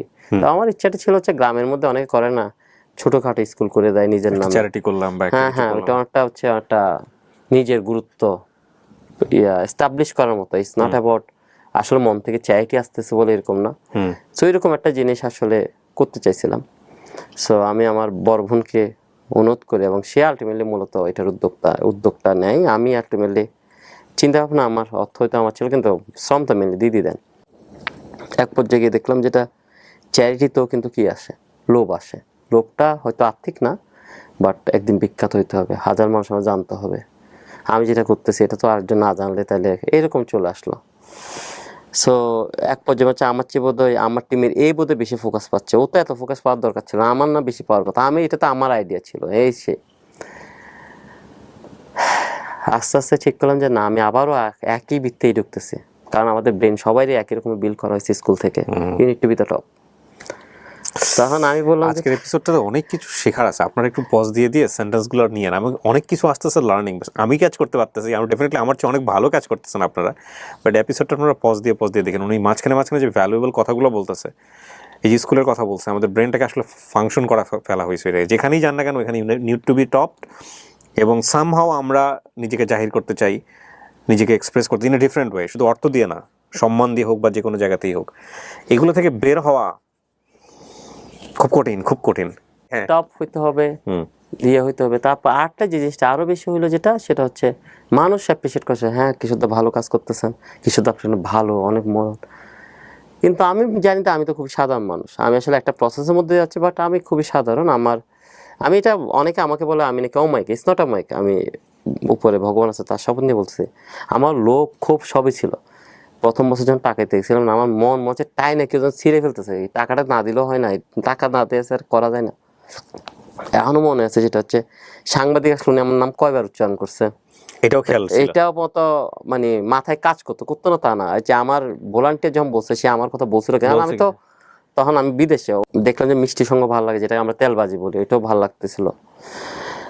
এক পর্যায়ে গিয়ে দেখলাম যে আমি আবারও একই বৃত্তে ঢুকতেছে, তখন ঠিক হলো যে আচ্ছা ঠিক আছে, আমাকে সব ত্যাগ করতে হবে, আমি এটা পারি কিনা। সো তখন আর একটা জিনিস মনে হলো যে আমি আসলে একটা চ্যারিটি করতে চাই, সেটা শুধু সাদা মানুষের জন্য না, অন্য চ্যারিটিদের জন্য। বিদ্যানন্দ নামটা কি প্রথমেই ছিল? না, বিদ্যানন্দ নামটাই ছিল, আমাদের নাম আরো কি কি যেন ছিল, দীপ্তরি, এরকম আমরা কিছু নাম প্রপোজ করছিলাম। বিদ্যানন্দ নামটা দিছিল হচ্ছে আমার পরিচিত এক এশিয়াটিক এর এক ডিরেক্টর ছিলেন, মিরাজ ভাই, ওনার সাথে আমার খাতে ছিলাম। ওনার বললাম যে আমি একটা সংগঠন করতে চাই, আপনি নাম, বিদ্যানন্দ অলরেডি এস্টাবলিশ হয়ে গেছে, তার 2-3 মাস পরে ওনার সাথে ডিসকাস, আমরা কিন্তু অলরেডি এমনি দীপ্তরি নাম না কি নাম দিয়ে আমরা চালাচ্ছিলাম এরকম একটা নাম। তো উনি বলে যে কি কাজ করবো, আমি লেখাপড়া করাতে চাই, কারণ তোমার প্ল্যানই ছিল হচ্ছে লেখাপড়া করাবো। বাচ্চাদের লেখাপড়া? হ্যাঁ, তো তফাৎটা কি? আমি আমার স্কুল ভালো লাগে না, লেখাপড়া করতে ভালো লাগে না, আমি একটা স্কুল করতে চাই যেখানের মধ্যে আমরা একটু মজা টজা করে লেখাপড়া করবো। তখন যে আনন্দ বিদ্যা, আনন্দ দিয়ে বিদ্যা, তো উনি এরকম আনন্দের বিদ্যা আর বিদ্যানন্দ এই দুইটা শব্দ প্রপোজ করছিল। পরে নামটা শুনে আমি বিদ্যানন্দটা সাথে আমি অ্যাকসেপ্ট করি না, আমি বলে যে নামটা আমার কাছে কিছুটা বোধহয় একটু রিলিজিয়াস, আমি আসলে বিবেকানন্দ আর বিদ্যানন্দ কাছাকাছি। তা আমি জানি যে এটা একদিন এটা হবে। তা আমি ওনাকে বলছি, উনি বলছে না এই সিওর, মানে উনি বলছে এটা আমার সংকীর্ণতা যে আমি এটাই ভাবে চিন্তা করতেছি, বলছে এটা নর্মালি এটা উনি বোধহয় একটা ক্লোজ গ্রুপ ওপিনিয়ন না, এবং তারা বিদ্যানন্দটা সবাই পছন্দ করে। আমি যেটা মনে করি উনি হয়তো অবজেক্টিভে বলার পর নামটা বলছে, আর আমি চিন্তা করছিলাম না নামটা শুধু উচ্চারণ করলে এটা হয়, কিন্তু বলছে না, উনি বলছে দেখেন আপনি যদি এখন তুমি যদি এখন নামটা চেঞ্জ করো তাহলে তুমি আমার পেশাদার স্কিলটা রেসপেক্ট করো নাই, এবং he take it very seriously. হ্যাঁ, তখন আমি আচ্ছা ঠিক আছে পরে চেঞ্জ করে দিব আর কি, যেহেতু করছি আমি কি করছি, লোগো ডিজাইন, নাম ডিজাইন, ইনিশিয়াল ব্র্যান্ড গাইডলাইন সবকিছু উনি বিনামূল্যে করে দেন, এই শেরিকের ভাইজান, এই ভদ্রলোক। এখন আমি একজন মাঝে মাঝে এখন মতো বলি যে আপনার নামটা কেন নিলাম, সেই নামটা আসছে কিন্তু বিদ্যানন্দ এস্টাবলিশ হওয়ার পরে এক ভদ্রলোক, এবং এটা নিয়ে আমরা মাঝখানে আবার একবার ভোটাভুটি করছিলাম নামটা চেঞ্জের জন্য। আচ্ছা, সেই গল্প বাংলাদেশে অনেক মানুষ জানে, এবং এই বিদ্যানন্দ নামটা নিয়েও আপনার অনেক ধরনের হাসল পোহাইতে হয়েছে, এবং লাস্টলি অনেক গল্প আছে, সেগুলোতে আমরা পরে যেতে চাই, আমরা বরং স্টোরি লাইনে থাকি একটু। তো আপনি যেখানে ছিলেন যে বিদ্যানন্দ তখন মোটামুটি এস্টাবলিশড, প্লাস হচ্ছে আপনিও ভালো ইনকাম করছেন, কিন্তু একটা সেলফ রিয়েলাইজেশনের জায়গা থেকে মনে হচ্ছে যে আপনি একটা ট্র্যাপের মধ্যে আছেন, যে আত্মসম্মান বা সম্মানের প্রতি মোহ, এই জায়গাগুলো থেকে মানে আমাদের যে টিউন করা ব্রেন সেখান থেকে বেরোতে পারছেন না। তখন মনে হচ্ছে পারবো, খুব সহজ, এটা কোনো ব্যাপার না, কালকে চাকরি চাই দিব, সমস্যা কি। ছাড়তে গেলাম তখন দেখে যে এটা তো সহজ না, মা তো কোনো তো বিশ্বাস করতে পারে না তুই এত ভালো চাকরি ছাড়বি। আমি বিদ্যানন্দ যখন নক দিই, আমি বিদ্যানন্দ যেটা করতে চাই, বিদ্যানন্দ যে না দাদা আমার না, আপনি আরো বেশি এই চাকরি থাকলে আরো বেশি টাকা দিতে পারবেন। আমার কিন্তু পুরো টিমটা আমি এস্টাবলিশ হয়েছি রিমোটলি, আমি তখন পেরুতে থাকতাম, তখন এখানে একটা টিম বিল্ড করি আমার পরিচিত বৃত্তের মধ্যে 1-2 করে করে, পরে ওরা আরো লোক আনে। রেজিস্ট্রেশন পেলো কত সালে এটা? এটা বলছে 2015-তে। 2015-তে। আর আপনি যে গল্পটা বলছেন ওটা কত সালের? এটা হচ্ছে 2014-15 ওই সময়টার গল্প। আচ্ছা, বাচ্চাদের শুধু পড়ানোর কাজ করেন ওই সময়টাতে? ওই সময় খাবার সব না, বাচ্চাদের পড়ানোর কাজ, শুধু পড়ানোর কাজ। আচ্ছা, এবং কাইক্সের ব্যাপারটা আসলে হচ্ছে আমি অনেক চিন্তা করছিলাম কোন চাকরি করলে আমার আয়ের কোনো অংশই কি না মানে একদম ফুললি কোশ্চেনলেস হবে। তো আমি অনেক খুঁজছি, আমি পাই নাই তেমন একটা, যদিও আমার এখনো বোধহয় এক কনসালটেন্সি কোম্পানি আছে, বাট আমি যদি এটা প্র্যাকটিস খুব কম করি, বাট আমার কাছে মনে হচ্ছে, আমার কাছে পুরো জিনিসটা মনে হচ্ছে যেটাতে যত ট্রিক্স সেটাতে তত ইনকাম। ট্রিক্স মানে হচ্ছে কোনো না কোনোভাবে কাউকে না বুঝাইয়া বুঝানো, ঠিক আছে। তো আমি যে হোটেলটা বিক্রি করি ওই হোটেলের সিকিউরিটি গার্ড হয়েছে, অর্থাৎ গতকাল পর্যন্ত আমি এটা কি ছিলাম, মালিক ছিলাম। তো আমি যার কাছে বেচছিলাম তাকে বলছিলাম যে আমার পরবর্তী ডেস্টিনেশন না পাওয়া পর্যন্ত আমি কি করতে চাই এখানে রাতের বেলা, দিনের বেলা রাতের বেলা আমি কি করতে চাই। আমি রাতের বেলা সিকিউরিটি গার্ড নিয়েছিলাম কারণ রাতের বেলা আমি কাজ করতে পারতাম। দাঁড়ান, আপনি ওই হোটেলটা আপনি নিজে কিনেছিলেন? এটা কিনে না, ওখানে তো আসলে রেন্টেড জায়গা, আপনি হোটেলে কনভার্ট করছেন। আমি জাস্ট হচ্ছে ব্র্যান্ড বিল করছি। ব্র্যান্ড বিল করছিলেন, আচ্ছা। সো ব্র্যান্ড বিল করে আপনি এটা আবার সেলও করে দেন। হ্যাঁ, সেল করে দিয়ে ওটারই আপনি সিকিউরিটি গার্ড হন। হ্যাঁ। তো এই অর্থটা আপনি কি করেন, মানে এটা কি বিদ্যানন্দে নিয়ে আসেন নাকি রাখেন? এই তথ্যটার মূলত হচ্ছে আমি এই পাহাড়ে জমি কিনি। আচ্ছা, কারণ আমি ওখানে একটা কি করতে চাই, আমার নিজস্ব রাজ্য তৈরি করতে চাই। আচ্ছা আচ্ছা আচ্ছা। সো ওইটাও বেশি অর্থ ছিল না, কারণ যেহেতু প্রপার্টি আমার না, আমি শুধু ব্র্যান্ডের টাকা আর হচ্ছে আমার ফার্নিচার তো যা ওকে ছিল। ফাইন। সো আপনি পেরুতেই প্রপার্টি কেনেন, ওরা কি সাপোর্ট করে লাইক অন্য দেশের সিটিজেনরা করতে পারবে? 100%। ওখানে সিটিজেনশিপ পাওয়া কেমন ইজি? এখানে সিটিজেন পাওয়া যায়। আচ্ছা আচ্ছা, জঙ্গলে তো মানুষজন নাই, যে কারণে ঠিক আছে থাকো এখানে, কোনো সমস্যা নাই। তারপর আমি এটাতে বেশি দিন ছিলাম না, ওর 3 মাস পর আমার চাকরি নট করে দেয়। আমার প্রভিশন পিরিয়ড ছিল 3 মাস, তো 3 মাস পর রেসপেক্ট করে তারপর বলে যে কি then it please be more smarter or something, this job is not for you. তো 3 মাসই ছিলাম। 3 মাস পরে আমি আরো কঠিন লাইফ চুজ করি। ওইটা is all about by choice. এটা না যে আমার ফাইন্যান্সিয়াল অবস্থা খারাপ ছিল, দ্যাট ইজ নাথিং। আমি চাচ্ছিলাম যে আমি পারি কিনা, আমার স্ট্যাটাস আমি স্যাক্রিফাইস করতে পারি কিনা। আমি আর আমার স্ত্রী আর কি একটা জায়গা ভাড়া নিই, খুবই এক রুমের একটা জায়গা, যেটা বাথরুমও অ্যাটাচ না, আপনার বাথরুম করতে দূরে গিয়ে। সো এরকম একটা ছোট বাসায় আমরা কনভার্ট হই, এবং একটা রুমে খুবই অল্প টাকায় আমরা আলটিমেটলি ওখানে 2 বছর ছিলাম। কেন চুজ করলেন এটা? আমি পারি কিনা। আচ্ছা, কিন্তু এগুলো করতেছিলেন কেন? মানে লাইক থাকে না, একটা মিশন তো আছে। এটা যদি বলা হয় কেন করি, সেটা আমার শিক্ষার অংশ হিসেবে করছি, এবং আমি এখনো এরকম অনেক কিছুই করি, শিক্ষার অংশ এখনো করি। আপনি আজকে কিন্তু আপনার ওয়াইফ এত বড় স্যাক্রিফাইস কেন করবে? সে বলে আমি এত কিছু বুঝি না, শুধু বুঝে তুমি এত বুঝে শুনে করতেছ। বাট আমার ইচ্ছে করার একটা কারণ ছিল হচ্ছে আমরা বোধহয় যথেষ্ট পরিমাণ ফানি টাইপের কাপল, যা করি এর মধ্যে দিয়ে হাসি ঠাট্টা করতে পারি, ঠিক আছে। সো আমরা একটা ব্যাপার হচ্ছে আপনার পকেটে যখন টাকা থাকে না, তখন না খাই থাকলেও কিন্তু তত কষ্ট লাগে না, কারণ টাকা তো পকেটে আছে। তো বিয়ে করার পর তো বাচ্চা কাচ্চার প্ল্যান থাকে না, আমরা বিয়ের আগেই সিদ্ধান্ত নিই যে আমরা সন্তান নিব না। কারণ হচ্ছে আমি চাই যেটা পুরো লাইফটাই আমি এই পাগলামি লাইফে লিড করব। আর কথা হচ্ছে it will be really stressful যদি আমরা বাচ্চা নেই, তখন হয়তো আমার টোটাল ইয়েটাই চেঞ্জ হয়ে যেতে পারে। সেজন্য আমরা প্রথম থেকেই সিদ্ধান্ত, এবং আমরা এটা কোনোদিনই একবারের জন্য রিভিউ করি নাই। এটাও বিয়ের আগে কি আপনাদের? হ্যাঁ, এটা আমার বিয়ের আগে সিদ্ধান্ত, এবং আমরা এটা এখনো পর্যন্ত একদম স্ট্রিক্ট আছে, এবং আমরা এটা নিয়ে আলোচনা করি না। মানুষ তো তার চিহ্ন সামহাও একটা পজিটিভ চিহ্ন রেখে যেতে চায় পৃথিবীতে। হ্যাঁ, এটা আমি এখনো পর্যন্ত মাঝে মাঝে মিস করি। আমার একটা ঘটনা বলি, এটা হচ্ছে আগে সংসারের ক্ষেত্রে। মানুষ যখন বাংলাদেশে প্রেম করে না, কমন টপিকস তো থাকে না, সেজন্য তারা করে কি, কোন একটা গল্প মানে গল্পের উপর দিয়ে বাস করে, সারাদিন এটা নিয়ে কথা বলে, নাইলে ঝগড়া করে, দুইটার একটা। সো আমি যে কাজটা করতাম, আমি আর আমার আগের স্ত্রী, আমরা একটা বলতাম আমাদের 2টা সন্তান থাকবে, ছেলে হলে নাম রাখবে সীমান্ত, মেয়ে হলে নাম রাখবে চিত্রলেখা। তা আমরা গল্প করতে, এই দেখো এইখানে চিত্রলেখা আছে আকাশের উপরে, এখানে হচ্ছে সীমান্ত, এই দেখো সীমান্ত বেশি দুষ্টুমি করতেছে, সীমান্ত গালে কালে একদম তোমার মতো হয়েছে। ইট ওয়াজ লাইক লাইভলি, মানে আমাদের কাছে এটা মনে হচ্ছে আসলেই আমাদের কমন টপিকসে ছিল যে সীমান্ত এখন কি করতেছে, চিত্রলেখা কি করতেছে, সীমান্তর কে মানুষ করবে, চিত্রলেখা কে মানুষ করবে, সীমান্ত কোন স্কুলে পড়বে, কট্টপন্থী স্কুল পড়বে, সে কখন থেকে তার স্বাধীনতা পাবে, everything. It was kind of 5 to 6 years আমাদের এই ড্রিম। যেদিন আমার স্ত্রী যে বিছনায় বলে যে আই ওয়ান্ট ডিভোর্স, আমার হঠাৎ করে কি মনে হচ্ছে জানেন, হঠাৎ করে চিত্রলেখা সীমান্ত হারাই গেছে, হঠাৎ করে ওরা বোধহয় কান্না করতেছে, ওরা আসবে না পৃথিবীতে। মানে এটা আমার কাছে এতটা শকিং ছিল কি, চিত্রলেখা সীমান্ত কি আসলে আসবে না। এই জিনিসটা যখন হয়, এটা না যে আমি সন্তান বাচ্চল ছিলাম না, আমার কাছে পুরোটাই ছিল কি বাস্তব। এখন আমি চিত্রলেখা সীমান্তরে মিস করি, ঠিক আছে। আমি এটা আমার পরের স্ত্রী বলি, আমার স্ত্রী বলে তোমার সন্তান কতটা লাখে হবে, কিন্তু আমরা যখন বিয়ের সিদ্ধান্ত ঠিক করি, তখন ঠিক করি যে আমরা সন্তান নিব না, কারণ আমরা চাই যেটা আমাদের যেটা আমি শিখছি লাইফে, ওটা যাতে আমি কি করি, অ্যাপ্লাই করি। না, কিন্তু আপনি তো চাইলে আপনার এই সন্তান যাদেরকে স্বপ্ন দেখেছিলেন, সেই স্বপ্ন তো এই স্ত্রীর মাধ্যমে বাস্তবায়ন হতে পারতো। আমি যখন ওই চিত্রলেখা কিংবা সীমান্তের স্বপ্ন দেখতাম, তখন আমি ব্যক্তি ছিলাম, একজন ব্যক্তি, আমি লাইফ লিড করতে, সাধারণ লাইফ, যে সংসার, তখন তো আমার আসলে ইয়ে ছিল না। যখন আমি স্ত্রীর সাথে সম্পর্কিত, তখন আমি অলরেডি ঠিক করছি আমি এই পথেই যাব। আমি কিন্তু চ্যারিটিটা কিন্তু আমার নিজের জন্য করছি। কেমন, আমি ছোটোবেলা থেকে যতগুলো কষ্টের মধ্যে দিয়ে গেছি, আমি তখন একটা জিনিস চাইছিলাম, পৃথিবীতে একজনও মানুষ না যে একটাই আমার কষ্টটা একটুখানি বুঝবে, একজন, শুধু একজন, এই কোটি কোটি মানুষ।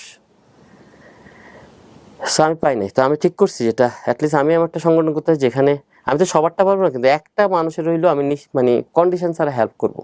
আমি যদি দাদা খুব রুডলি বলি, মানে সামহাও কি মনে হয়েছে যে আপনার বেবিরা আসলে সেখানে একটা আলাদা রেসপন্সিবিলিটি আপনার ক্রিয়েট করতে হ্যাঁ। হবে, সেই সময়টা আপনি হয়তো সংগঠনকে দিলে হয়তো সংগঠনের জন্য ভালো হবে, যে কারণে আপনার এই স্যাক্রিফাইস? এর চেয়ে আরো বড় পরিষ্কার ভাবে বলি যে শত হলে আমরা মানুষ, বংশবৃদ্ধি আমাদের দায়িত্ব, এবং আমাদের আমরা এটা কেন্দ্রিকই, এটা আমরা চাইলেও বের হতে পারবো না। তো আমি আসলে প্রকৃতির এই নিয়মকে চ্যালেঞ্জ করতে চাই না। আমি জানি আমি যে সন্তান নিয়ে আমি আসলে সন্তান বাচ্চলই হব। শত হলে একই মানুষ থাকবো না, ফলে আমার অনেকগুলো কাজ অপূর্ণ থাকবে, যে কারণে আপনার এই ডিসিশন।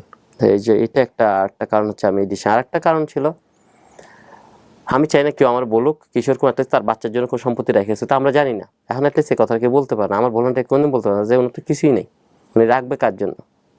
কারণ আমার মা বাবা থাকে দেশে, আমি কেন সম্পদ কোর জন্য রাখবো? সব কিছু মিলে আলটিমেটলি আমার একটা সিদ্ধান্ত, যে আমি মূলত দ্বিতীয় রিজনটা মেনলি সেটা হচ্ছে কেউ যাতে বলতে না পারে উনি তো ওনার ছেলে মেয়ের জন্য কিছু রেখে যাচ্ছে। So there is nothing. এবং আমি মন খারাপ হয়, কারণ শত হলে আপনার নামটা কেউ একজন বহন করতেছে পৃথিবীতে, এটা কিন্তু একটা বিশাল মোটিভেশন। এটা আমি মিস করি কেন জানেন? যে আমি যেদিন যাবো সেদিন it's gone, there is nobody tell that my father name is this. So এটা মিস করি না তা না, এটা আমার অনুভূতি হয়। স্টাক হয়ে গেলাম একটা জায়গায় এসে। বাবা হয়েছি তো দুইটা সন্তানের, আই ক্যান রিলেট ইউ, যে আসলে ও আচ্ছা, আমার এই অনুভূতিটা আমি লাস্টে বলতে চাই, কারণ এটা বললে গল্প থেকে আমি বের হয়ে যাব। আমি যে জায়গাটায় ছিলাম, যে এর চেয়েও হার্ড লাইফ আপনারা বেছে নিলেন। একদিন হয়েছে কি, আমি আবার আমার স্ত্রীকে প্রতিদিন অফিসে পৌঁছাই, মানে স্টেশন পথে পৌঁছাই দিই আর কি। জি।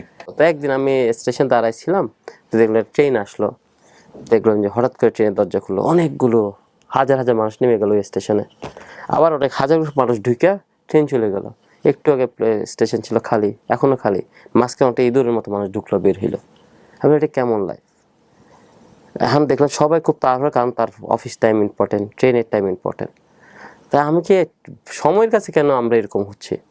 তো আমি বললাম যে না এনাফ ইজ এনাফ। এবার আমি জমি অলরেডি আগে কিনছি, আমি শিফট হইনি। তাই বললাম যে না, আমাকে শিফট হইতে হবে, মানে ওই পাহাড়ের উপরে। পাহাড়ের উপর। কারণ হচ্ছে আমি চাই না যে সময় আমাকে চেস করুক। চলে গেলাম, আমি একা গেছিলাম প্রথমে, কারণ হচ্ছে আমাকে এই হোটেলটা বিল করতে, এই হোটেলটা আমার নিজের জমি, নিজের বিল করতে হবে। হোটেলটা বিল করলাম, আমি ওখানে কায়শ্রম দিছি, একটা লেবারের কাছে আমি করার চেষ্টা করছি যাতে একজনের একটা খরচ কমে। তো ওই সময় আমি বিদ্যানন্দ করতাম আর এটার কনস্ট্রাকশন বিল করতাম। ওই সময় আরেকটা ওই চ্যারিটির কাজ আমি শুরু করছিলাম, অ্যানিমেল শেল্টার, ওই সময় পারলে এটাও করছি। হোটেল ব্যবসাটা আসলে শুরু করার পিছনে আরেকটা কারণ ছিল, মানে আমি কেন আবার ব্যবসায় যাচ্ছি। একটা পর্যায়ে গিয়ে দেখলাম যেটা, সেটা হচ্ছে যারা চ্যারিটি করে তাদের নিজের অবস্থায় ভালো থাকে না একটা সময়। মানে ও করে কি, ও তো নিজের জন্য চাইতে পারে না। তো আমি একটা জিনিস করতে চাইছিলাম হচ্ছে, যারা চ্যারিটি করে, যে যখন একদম নিঃস্ব হয়ে যাবে, তার যাওয়ার জায়গা থাকবে না, আমি চাই তার একটা যাওয়ার জায়গা হোক। আমার হোটেল রুমগুলো ওইভাবে সেট আপ করা। পেরুতে যদি কোনোদিন আমি যদি দেখি কেউ একজন যে আসলে সারা জীবনে মানুষের জন্য কাজ করছে, বাট নাও কিন্তু ভেরি ব্যাড শেপ, এবং তখন আমার প্ল্যান হচ্ছে আমি তাদেরকে কোথায় নিয়ে যাব, আমার ওখানে নিয়ে যাবো। আমি একটা জায়গা বিল করতে চাই যেটা হচ্ছে এই ধরনের মানুষের, এটা আমার সংগঠিত কথা না। আচ্ছা, যে কোনো সংগঠন থেকে পেতে হ্যাঁ, এটা আমার ছিল প্ল্যান। কারণ হচ্ছে আমি এটা পাইছি, কারণ আমি প্রচুর উপদেশ শুনছি, এই যে আজকে এগুলো করতেছো 2 দিন পর তো ঠিকই না খাই মরবি, তখন তোর খাবার দিবে কে? কিন্তু এরকম একটা মানে নির্জন জায়গাতে হোটেলের বিজনেস কেমন ভাবে চলে, এটা কারা যায়? আমি যেন এটা আমার মাই বলতো, সেটা হচ্ছে আমার টাকার ভাগ্য ভালো, সেটা আমি কোনোদিন চিন্তা করি না। আমি যে হোটেলটা করছি এটা একদম নির্জন জায়গা, এটা হচ্ছে প্রায় 10,000 ফিট উপরে, কিন্তু অ্যাক্সিডেন্টলি ওখানে 1 বছর পর একটা মাইনিং কোম্পানি মাইন আবিষ্কার হয়, এর এই হোটেলের অর্ধেক হোটেল সারা বছর জন্য বুক করে ফেলে। But it's all lakh. Land থেকে 10,000 ফিট, ইয়া থেকে, সমুদ্রপৃষ্ঠ থেকে। হ্যাঁ, ঢুকতে হয় এরকম একটা অবস্থা। কে গার্ডেন থেকে প্রায় 2.5 থেকে 3 গুণ উপরে এটা ওখানে। এই আর আশেপাশে কোনো হোটেল নাই? আশেপাশে আছে, কিন্তু খুব ছোটখাটো ঘরের মধ্যে। আপনার ওখানে কতজনের অ্যাকোমোডেশন? বেশি না, এটা ছোটখাটো। এটা 10টা প্রাইভেট রুম আছে, আর এর পাশাপাশি 12টা মানুষের কমন স্পেস, আর অন টপ অফ দ্যাট আমি নিজেই ওখানে থাকি, অর্থাৎ এটা আমার ঘর প্লাস হোটেল। ওকে, একই সাথে এটা আমার চ্যারিটি প্লেস। আচ্ছা আচ্ছা, বিউটিফুল। আর হচ্ছে ওখানে এত উঁচু যে এখানে ম্যাক্সিমাম জিনিস সাবসিডাইজ আসে, আচ্ছা, আপনার গভর্নমেন্ট থেকে পানি বিদ্যুৎ সবই সাবসিডাইজ। আরেকটা ব্যাপার হচ্ছে ওখানে খাবার দাবার দাম একদম পানির মতো, খুবই অল্প। বাংলাদেশের চেয়েও সস্তা? হ্যাঁ, বাংলাদেশের চেয়ে। তো সবাই চলে যায় আমরা পেরুতে, সমস্যা করতে বেশি দাম বেড়ে গেলে। কি না, বলেন? আসলে সস্তা, বাংলাদেশের সস্তা। যেমন ধরেন ওই জায়গায় দেখা যায় কি 1 কেজি আলু বাংলাদেশের টাকা হয়তো 8-9 টাকা বাংলাদেশি টাকায়।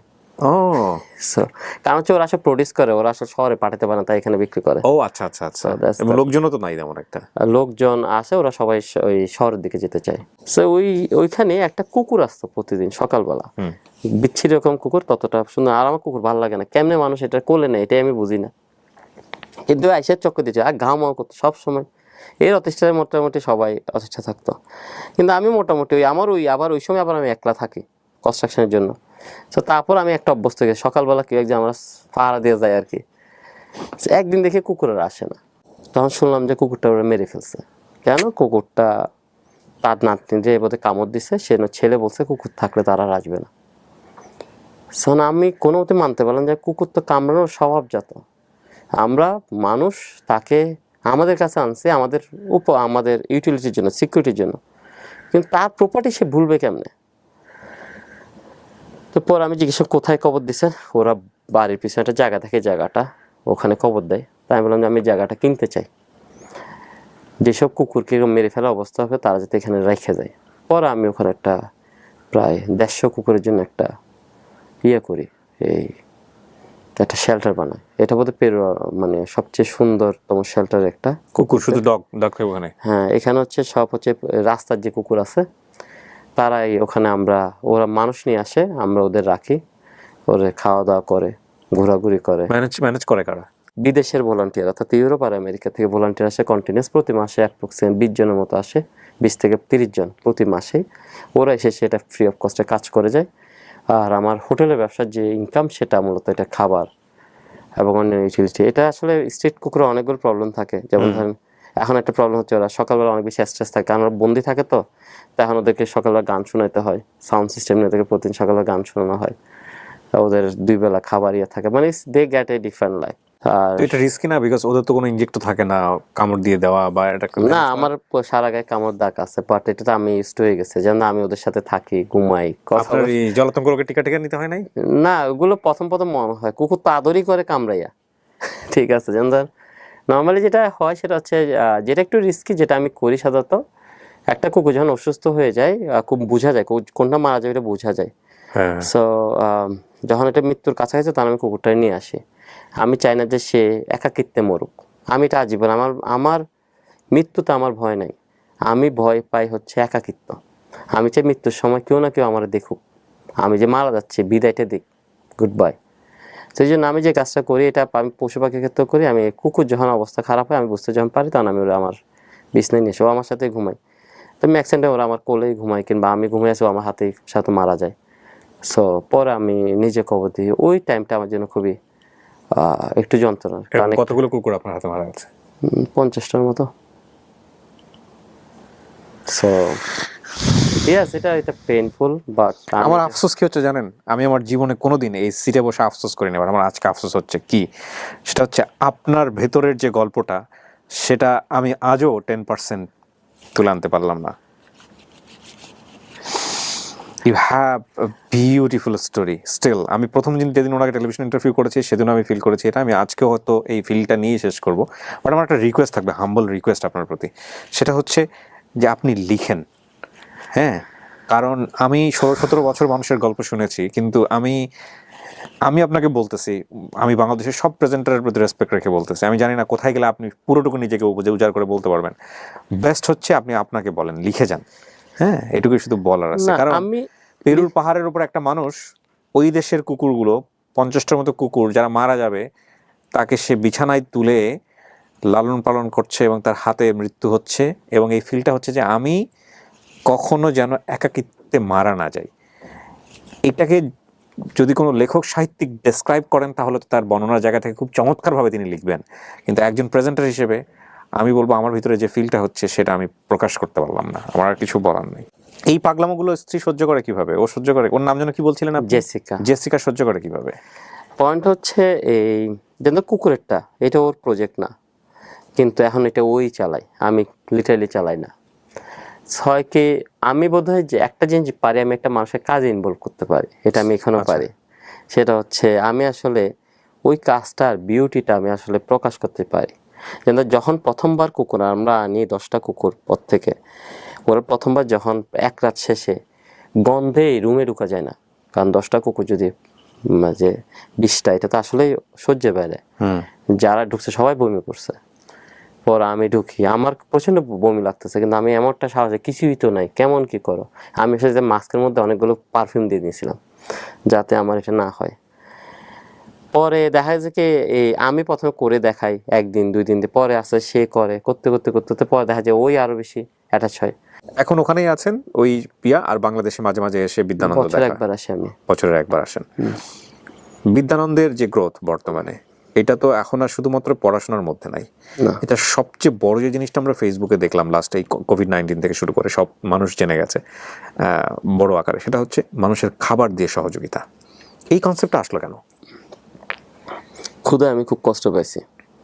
সো আমার কাছে যেটা মনে হয়েছে, একটা সম্পর্কের সবচেয়ে বিশুদ্ধতম রূপ হচ্ছে এই খাবার।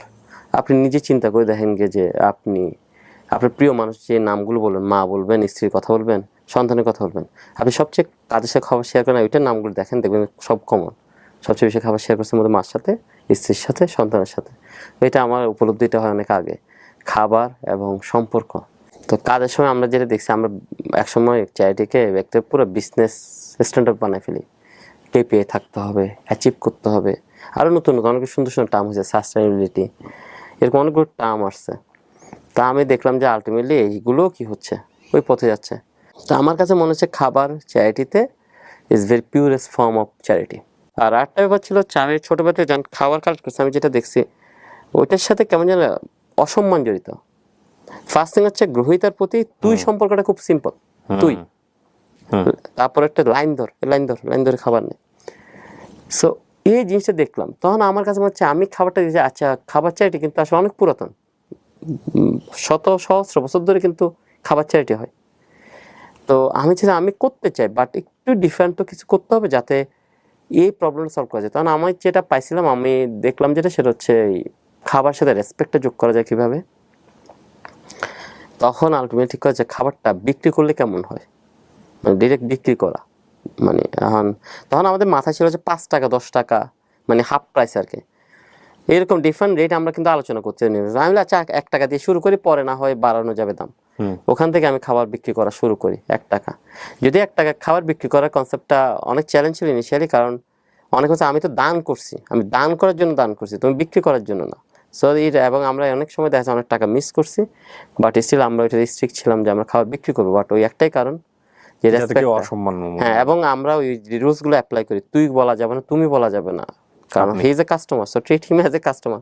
আমাদের যখন ট্রেন করা হয় বলা হয় যে treat customer as a customer. কতজন ভলান্টিয়ার আছে স্টিল? আমাদের মডেলটা একটু ডিফারেন্ট, এটা অন্যরকম না। আমরা আসলে করি কি, আমরা জেলায় আমাদের আমি যখন আজকে কালকে বরগুনা যাব, তো বরগুনা যখন যাব তখন ওখানে স্থানীয় ভলান্টিয়ার আছে, ওরা আমাদের নিবন্ধিত ভলান্টিয়ার না, কিন্তু যখন যাব তারা সবাই জয়েন করবে। সো তারপর দিয়ে আমি কিন্তু সুনামগঞ্জ যাবো, তো ওখানেও নিজস্ব ভলান্টিয়ার আছে। তো দেখা যায় কি এরকম করলে আমরা কিন্তু কাউন্ট করি না, কারণ আমি সংখ্যাভিত্তিক পরিশ্রম করতে চাই না। তো তবে 300 থেকে 500-র মতো হবে। তবে আমরা ওই 10,000 20,000 ভলান্টিয়ার করতে চাই না, আমরা রেজিস্ট্রেশন ভিত্তিক ভলান্টিয়ারিজম। কিন্তু আপনি যে এটা মহাযজ্ঞ যে করতেছেন, মানে সকালবেলার হাড়ির চলতেছে, রাত 12টা পর্যন্ত চুলায় আগুন জ্বলতেছে, রান্না বাড়া হচ্ছে মনকে মন, এইগুলো সিস্টেমের মধ্যে না থাকলে তো এটা কিভাবে সম্ভব? এটা পুরোটাই সিস্টেমে, ইটস অল অ্যাবাউট বিশাল মেশিনের মতো পুরোটাই। বললাম ওই আমরা সবাই আবার মেশিনে চলে যাই। সো এটাতে যেমন হয়েছে, এই আমাদের প্রকিউরমেন্টটা হয় অনেক বিশাল স্কেলে। মানে আমি যদি গিয়ে ওখানে আজকে ভলান্টিয়ারি করতে চাই, আমি কি সেটা পারবো না? আমাকে সিস্টেমে যাইতে হবে। সিস্টেমে যেতে হবে, কারণ হচ্ছে আমরা ফুড নিয়ে কাজ করি, তো ফুড পয়জনের রিস্ক থাকে। আপনার কোনো যে কোনো বিপজ্জনক যে কোনো ধ্বংসাত্মক কাজ হইতে পারে বলে আমরা যে কাউকে কি করতে দিই না। আবার রান্নাঘরে আমরা ঢুকতে দিই না। রান্নাঘরে আমাদের মধ্যে যারা একদম পুরো অথেন্টিক তারা শুধু রান্নাঘরে ঢুকতে পারে। আবার আমরা যে রান্নাটা করি এটা সবাই খাইতে হয় যারা এটা ইনভলভ, যাতে একটু বিষক্রিয়া থাকে। তুমি আগে খাও, হ্যাঁ, স্টিল নাও প্রসেস। যেমন আজকে দুপুরে না আমারও খাইতে হয়েছে, অর্থাৎ ওই রান্নার সময় যারা ছিল সবাই খাওয়া দাওয়া, এবং যেমন দুপুরে সকালে আমার নিজেরও খাইতে, যদি আমি থাকি I too eat the same food এবং লাইক রেগুলার স্ট্যান্ডার্ড, আমাদের আলাদা কোনো মেনু হয় না। এটা কারণ হচ্ছে বিষক্রিয়া হলে যাতে আমরা বলতে পারি ভাই আমরাও খাইছি, আমাদের অবস্থা খারাপ হয়েছে, সো আমরা ইনটেনশনালি করি নাই। সো ফর নাও আমাদের স্টিল না আমাদের একবারও এই ধরনের কোনো ইনসিডেন্টস হয় না, বাট স্টিল আমরা ভেরি কেয়ারফুল। আর বিশাল যোগ্য হচ্ছে আমরা প্রকিউরমেন্টটা করি অনেক বিশাল। আমরা কিন্তু ধরেন এই 5 বছর 10 বছর চাল কিনি, আমরা যখন কিনি তখন কিংবা যখন পাই তখন এই 10,000 কেজি 50,000 একবারে কিনে ফেলেন? একবারে কিনে গোডাউন করে ওইভাবে। গোডাউন না, আমরা ডেলিভারিটা হয়তো ধাপে ধাপে নিই, কিন্তু আমরা কেনার সময় কিন্তু আপনারা একবারে অর্ডার দিতেন এবং আমরা এটা কিন্তু সেন্ট্রালি করি, এবং এটা করিও যাতে বিতর্ক না হয় যে আমরা বাংলাদেশে একদম টপ নাম্বার 1 যে তার থেকে কিনি এবং ইম্পোর্টার থেকে। সো দেয়ার ইজ নাও, আপনি তো খাতির করে এর থেকে নিছেন, হতে পারে কমিশন পাচ্ছেন। আপনি যদি জানতে চান ওখানে গিয়ে আপনি এক্স্যাক্টলি, এবং রেট ইজ, আর আমরা যে রেট কিনি এটা আসলে আনবিলিভেবল লো, ভেরি লো রেট। আর একটা ব্যাপার হচ্ছে খাবারের একটা বড় অংশে আমরা আসলে অনুদান পাই। যেমন আমাদের ডিমের, আমরা প্রতিদিন অন এন এভারেজ 7 থেকে 10,000 ডিম রান্না করি এক এক দিনে। সো অ্যাপ্রক্সিমেট হচ্ছে প্রায় 20 লাখের উপরে, 20 থেকে 25 লাখ ডিম রান্না করি এক এক বছরে। তো এই ডিমটা কিন্তু আলটিমেটলি একটা কোম্পানি দেয় একদম ফুললি, যা আছে পুরো ডিমই তারা, যা লাগবে শুধু বলতে হবে উনি, এবং ওনারা বলতে পারেন যেটা 2016 সাল থেকে দিচ্ছে রেগুলার এবং কোটি কোটি ডিম। মানে চিন্তা করে দেখেন, ওরাই এইটা করেন, ওরাই গত কয়েক মাসে চালের পর চাল দেয়, হাজার হাজার কেজি চাল। এরা কনভিন্স হয় কিভাবে? ওরা কনভিন্স হয় কিভাবে আসলে আমরাও জানি না, তবে যেটা মনে হয় সবাই খুব ছোটভাবে শুরু করে। ওরা বোধহয় একটা জিনিস বোধহয় যেটা ভালো লাগে, আমি যেটা মনে, কয়েকটা জিনিস বোধহয় ইম্পর্টেন্ট। একটা হচ্ছে আমরা যদি নিজেদের বিক্রি করি না, মানে আমি করছি বিদ্যান কিন্তু আমি করি নাই। 2 নাম্বার হচ্ছে বোধহয় অথেন্টিসিটি। আমাদের হয় কি আমরা ওই অডিটটা খুব স্ট্রিক্টলি করাই এবং খুব রেসপেক্টেড অর্গানাইজেশন দিয়ে অডিট করাই, এবং এই রিপোর্ট আমরা অনলাইনে শেয়ার করি। ঠিক আছে। সেকেন্ড পয়েন্ট হচ্ছে আপনি ভলান্টিয়ার জয়েন করতে না পারেন, কিন্তু আপনি দেখার জন্য যে কোনো দিন জয়েন করে যা ইচ্ছা তাই দেখতে পারেন, মানে পুরা যা করতে চান। এবং আরেকটা যে হচ্ছে ওখানে গিয়ে আপনি যে কারো গোপন ভিত্তিক খবর নিয়ে, আচ্ছা আসলে রান্না কত হয়েছে আজকে, যে ওরা 2000 হয়েছিল, ও যে হ্যাঁ হয়েছে। বিশেষ করে কোভিডের সময়টাতে অনেক বেশি কাজে লেগেছে। আমরা দেখেছি যে ট্রাকে ট্রাকে সবজি আসছে, ট্রাকে ট্রাকে খাবার আসছে, আপনারা বাংলাদেশ আর্মি সহযোগিতা নিচ্ছেন, বিজিবি সহযোগিতা নিচ্ছেন। সেই সময় একটা বিতর্কও তৈরি হলো আপনাদেরকে নিয়ে। রিলিজিয়াসলি যেটা থেকে দূরে থাকতে চেয়েছেন সেই জায়গাটায় বিদ্যানন্দ মিলিয়ে বিভিন্ন কিছু বলার চেষ্টা করা হলো। তো আপনি একটা ফুড নিয়ে যাচ্ছেন, আপনার পিছনে যদি একটা তকমা লেগে যায় তখন ওই ফুডটা ওই মানুষটা রিসিভ করাও তো একটা ডিফিকাল্ট, হ্যাঁ, যখন ধর্মীয় তকমাটা লাগে। তো এইগুলো কি চিন্তায় আসতেছিল না একবারেও? সত্যি কথা বলে, যেমন ধরেন এই রিসেন্টলিও কয়েকদিন আগেও আমাদের যখন খাবার নিয়ে গেছি, আমরা আপনি খাইয়ে দেখান খাবারটা যে ঠিক কিনা, তো আমরা খেয়ে প্রমাণ করি যে খাবারটা ঠিক। সো এটা আমাদের অনগোয়িং প্রসেস। ওই সময় যেটা হয়েছে, হ্যাঁ আমরা অনেকগুলো জায়গাতে আমাদের আলটিমেটলি খাবার বিতরণ বন্ধ করে দিতেছে, কেউ অনেকদের খাবার ফেরত দিছে, এবং অনেক কিছু হয়েছে। তো আমাদের মন খারাপ হয় একটা জিনিস নিয়ে, সেটা হচ্ছে ওই বেচারা গরিব ছিল, ওরা এদের জন্য পাচ্ছে না, কারণ যে বাধা দিচ্ছে সে তো আলটিমেটলি অভুক্ত থাকে না। তো মন খারাপ হয়েছে, বা ভালোই আমার মনে আছে আমি বোধহয় একদিন কান্না করছিলাম, মানে প্রচুর কান্না করছিলাম যে মানুষ কেন ওদের ক্ষতি করতেছে। আমার কাছে মানে ধর্ম জিনিসটা ডিফারেন্ট, ঠিক আছে, মানে ইটস নট নেসেসারি যে আমাকে এই ধর্মই মানতে হবে। আমি আসলে মনে করি উপরে সৃষ্টিকর্তা একজন আছে, আমি কাজ করতেছি, আমার কাজ মিলতেছে, নিজে তো মন্দিরে তেমন যাওয়া হয় না, এবং আমরা রিসেন্টলি যে হয়েছে বন্যা হয়েছে, কিন্তু আমরা ফান্ড তুলনামূলকভাবে ততটা পাইনি, এবং আমরা আফসোস করি না, যা পাইছি, যা মানুষ যতটুকু দিচ্ছে ততটুকু দিয়ে কাজ করবো, না দিলে কি করবো, আমার তো কিছু করার নেই, আমি তো কান্নাকাটি করে আনতে পারবো না। সো বিতর্কে সফলও হয়, এটাও সত্যি কথা, বাট একটু মন খারাপ হয় আর কি। যদি আপনি বলেন ধর্ম মন্দিরে গিয়ে রিলিজিয়াসকে, আমি মন্দিরে যাওয়া রিলিজিয়াস পার্সন না, আমি হার্ডলি যাই, তবে আমি সৃষ্টিকর্তা মানি, যে কোনো একজন আছেন, ওনার হিসাব কিতাব আমরা বুঝি না বুঝে চিল্লাচিল্লি করে আমি এইভাবে করে নিজের সংজ্ঞা দিচ্ছি, কারণ আসলে আমি তেমন কিছু বুঝি না উনি আসলে কেন কি করেন, বাট কেউ একজন আছেন এটা বিলিভ করি। যদি লাইফটা আবার রিওয়াইন্ড করার সুযোগ থাকতো, প্রথম থেকে শুরু করার সুযোগ থাকতো, আপনি এখন যা করতেছেন, এখন যেভাবে আছেন, সেই এক্সপেরিমেন্টের মধ্য দিয়ে যাইতেন? হ্যাঁ, আমি ছোটোবেলাতে যা মধ্য দিয়ে গেছি, প্রচণ্ড কষ্টের মধ্যে দিয়ে, আমি আবারও একই কষ্টের মধ্যে যেতে চাই, কারণ এটা আমাকে চিন্তা করতে সাহায্য করে, শিখতে সাহায্য করে। আর আমি যেভাবে গেছি হয়তো আর্ট সুখ হইলে বোধ আমি এগুলো একটা কিছুই করতাম না, সেজন্য আমি গ্রেটফুল টু দ্য গড যে তিনি আমাকে এটার মধ্যে দিয়ে গেছেন, আর আমি একই কাজ করতে। আর একটা যে হচ্ছে, আমি যতটুকু জানি আমি আমার লাইফকে যে কোনো মুহূর্তে কী করতে পারি, কনভার্ট করতে পারি। তাহলে আমি নিশ্চয়ই এই লাইফ থেকে আমি যদি আফসোস থাকে, আমি আবারও কর্পোরেট লাইফ ব্যাক করার মতো আমার সেই ক্যাপাসিটি আছে। The thing is that he has full control of his life. ওনার জীবনটাকে উনি কন্ট্রোলে রেখেছেন। এবং আর একটা আমাদের ম্যাক্সিমাম ক্ষেত্রে যেটা হয়েছে যে আমাদের পুরো জীবনটাকে আমাদের সোসাইটি কন্ট্রোল করে, আমাদের সিস্টেম কন্ট্রোল করে, এবং আমরা কখনো প্রশ্নও করতে শিখি না যে আসলে যা বলা হচ্ছে, আসলে যা করা হচ্ছে, সেটা কি ঠিক না বেঠিক। বিউটিফুল, অনেক ধন্যবাদ।